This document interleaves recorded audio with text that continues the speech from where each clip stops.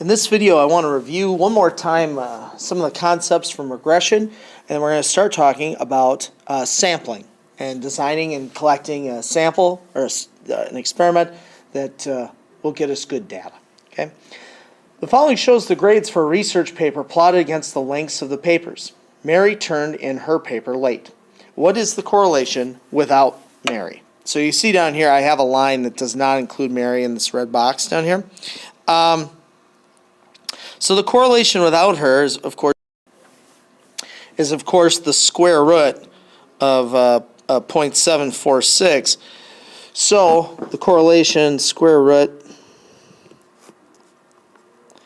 of 0.746 is 0.864. Okay? How would the correlation change if Mary was considered? Well, remember, correlation measures how linear a set of data is. It's less linear with Mary. So the correlation would decrease. We get closer to 0. Okay. How would the slope change if Mary was considered? Well, I think, kind of your initial line without Mary looks like that. If you tried to include Mary, I think it would look more like that. So the slope would decrease. It would get a little more horizontal. Okay. The slope in context for each additional page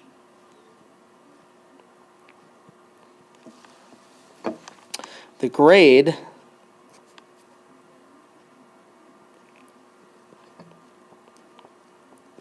is predicted to increase. I'm sorry that the writing here is so bad. I'm not quite sure why it is.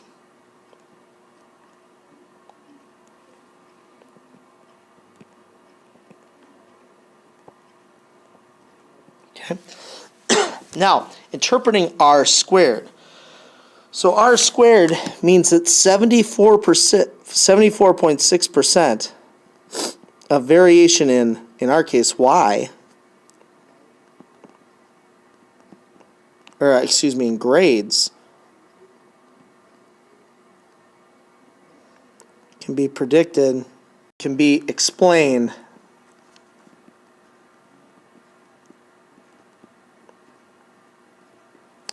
by variation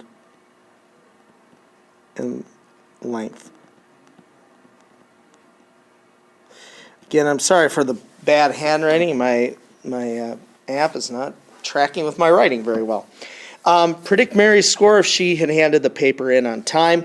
So of course now you look and you say, well, it looks like about a 45-page paper. So if you plug 45 in here and do 46.41 plus 1.106 times 45, you get a grade of 96.18. All right, let's talk about sampling. So, why sample? Well, the biggest reason is we're trying to collect data from a population. We're trying to collect some data so we can make predictions. That's everything we've done so far, right? We started by analyzing trends, looking where the data lied, either with CUS, where's the center, what's unusual spread shape, or with DOPS, what's the direction, what are the outliers, what's the form, and how strong is it. So we've been looking at data that was pre-collected, but now we want to know how do we get good data to work with so we can make predictions about the population. And the real reason for sampling is because it's unrealistic to sample everybody, right? If I'm doing a poll about an election in Minnesota, I can't ask everyone in Minnesota. That is unrealistic. I'm never going to get a hold of everyone. And the timing, it would take too long, it would be too expensive. So we try to gather a good sample of 1,000 people or so and ask them what they think. So what is a population and what is the sample? Well, a population is the whole group we want information about. Okay? So in my example about Minnesotans, like polling them, I'd say, well, I want to know how Minnesotans feel about an issue. A sample is the subset that we actually collect the data from. So if I collect 1,000 people's opinions, that 1,000 Minnesotans, that is my sample. And of course, the goal is to create and collect data from a sample that is similar to the feelings of the entire population. That's how we know we have a good sample, is if it really does predict how the population feels about something. Now, there are a couple of different ways to sample, some good, some bad. We're going to talk about a couple of bad ones, and then we'll, on the next slide, maybe start hinting at a good one. A voluntary response sample, the keyword here is volunteer. A voluntary response is where individuals choose to join the sample. Okay? So when you see that online poll or that Facebook poll or Twitter poll or whatever, and it says, what do you think? If you respond to that, you're voluntarily opting in to join the sample. So that's a voluntary response sample.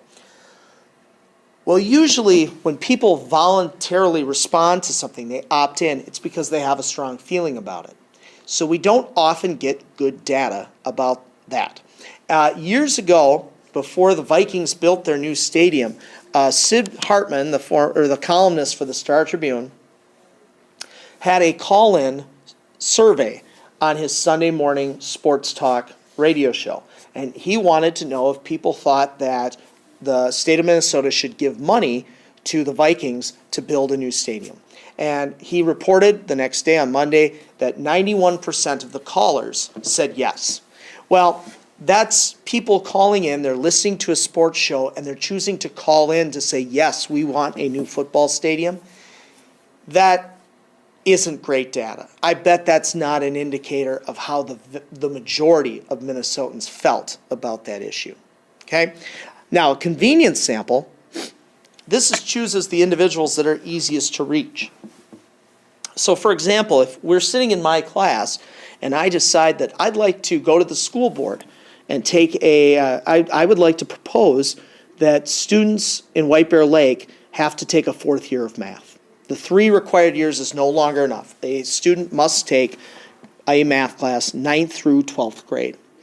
If I asked my students, I bet my response would be very different from going to a 9th or 10th grade classroom of Algebra 1 or geometry students, or even 11th grade Algebra 2 students, because you're already in a 4th year of math. So you would have fulfilled that requirement.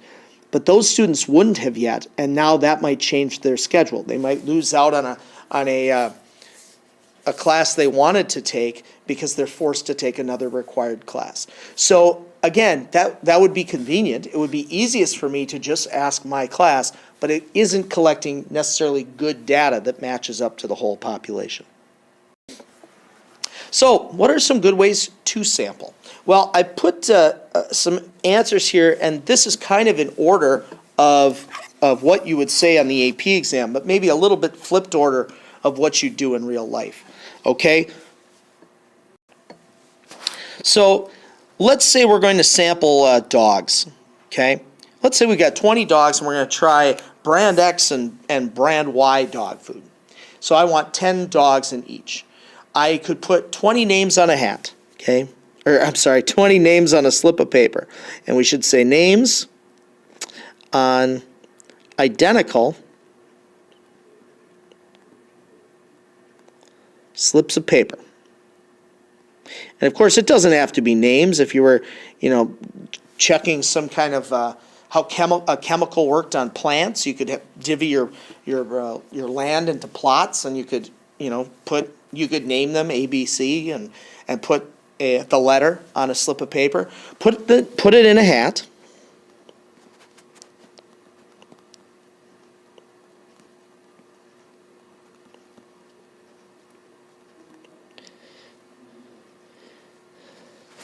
Pull out, for us, the 10 names.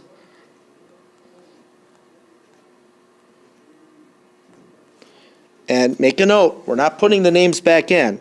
So once they're out, they're out.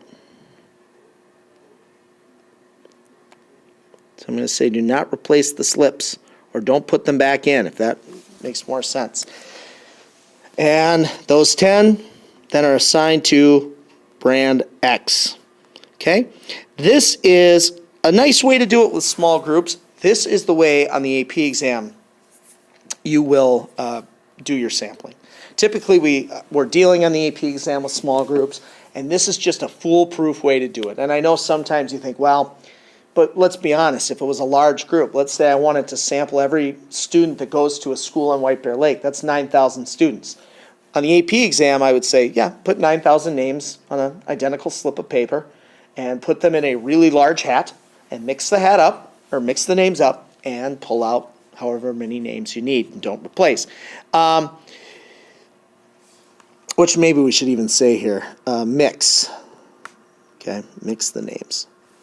But that's unrealistic probably for us to really do that. But that is what I'd say in the AP exam because it's the easiest thing to say. More realistically, we'd probably use technology, right? We'd assign, for us, like we'd assign the dogs a number.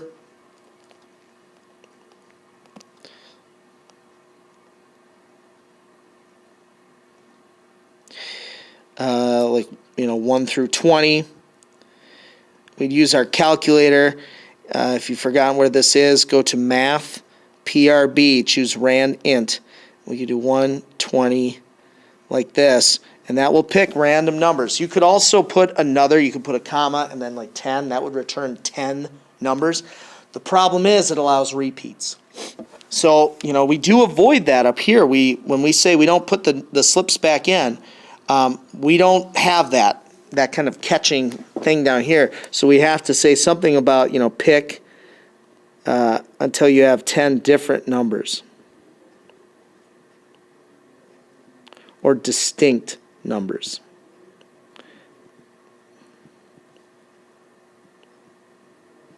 Okay?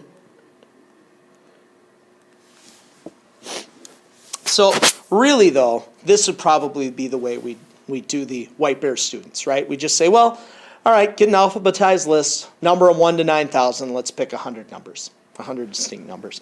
Obviously, that makes more sense than slips of paper.